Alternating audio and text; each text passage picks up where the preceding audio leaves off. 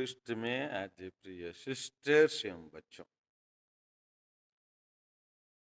आज का सुसमाचार जो संत मत्ती के सुसमाचार से लिया गया है, अध्याय 23 पद संज्ञा 1 से 12 को हम देखेंगे तो इनमें कहे हुए बातों, बहुत सारे बातों आजकल के राजनीतिक नेता लोगों के लिए 100% लागू होंगे।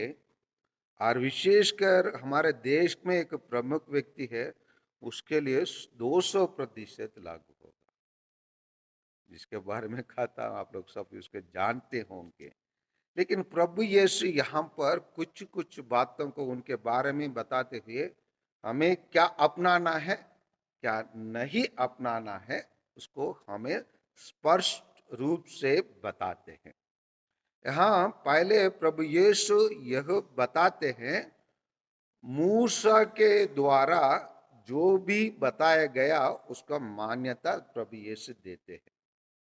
इसीलिए प्रभु यीशु कहते हैं, इसीलिए वे जो कहते हैं उसको तुम क्या करो करो, लेकिन जो उन लोग करते हैं उसका अनुकरण ना करो।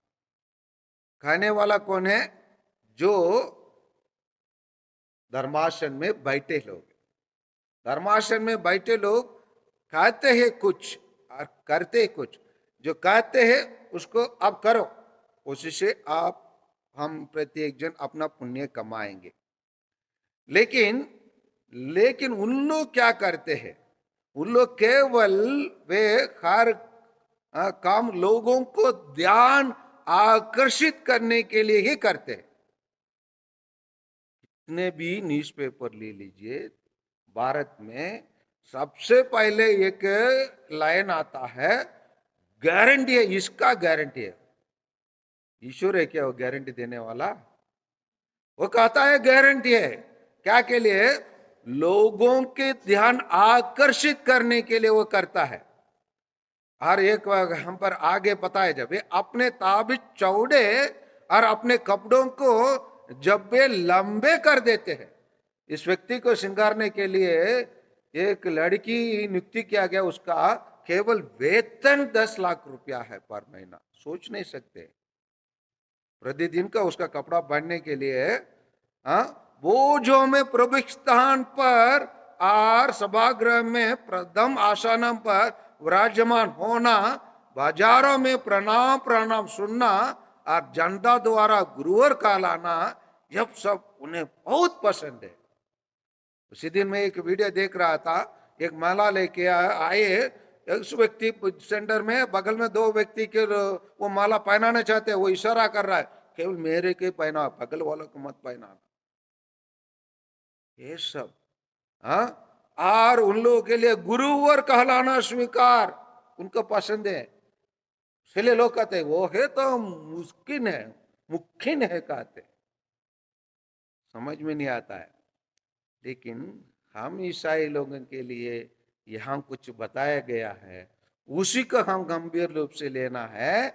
उसको पढ़िए 11 को पढ़िए।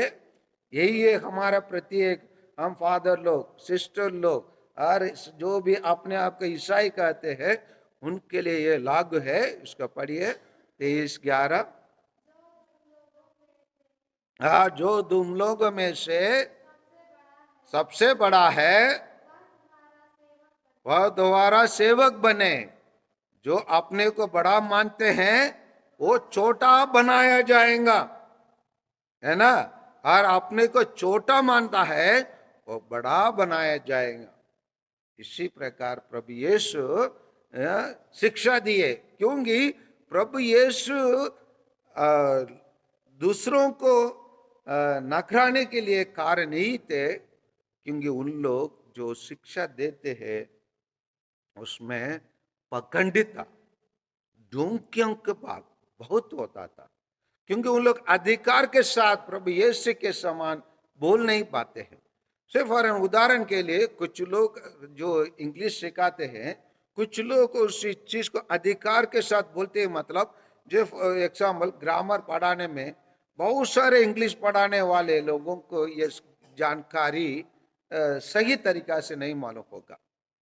What is transitive verb, what is intransitive verb नहीं जानेंगे। हर वाक्य को हम एक्टिव वॉइस से पैसिव वॉइस से नहीं बदल सकते। पैसिव वॉइस में बदलना है तो केवल ट्रांसिटिव वर्ब की वाक्यों को ही हम लोग पैसिव वॉइस में बदल सकते हैं।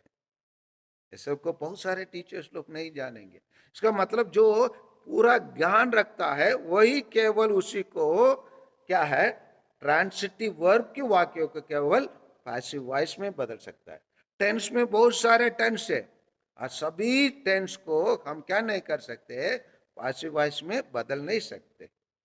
उसी का ज्ञान जिसके पास है वही है अधिकार के साथ शिक्षा देने वाला व्यक्ति। इसीलिए प्रभु यीशु क्या कहते हैं, गुरु और दूसरों को ना कहो क्योंकि उनके पास अधिकार के साथ बोलने का ज्ञान नहीं है। वो लोग केवल केवल कुछ शिक्षा देते हैं, केवल आकर्षण करने के लिए, अपना नाम कमाने के लिए करते हैं। इसलिए आइए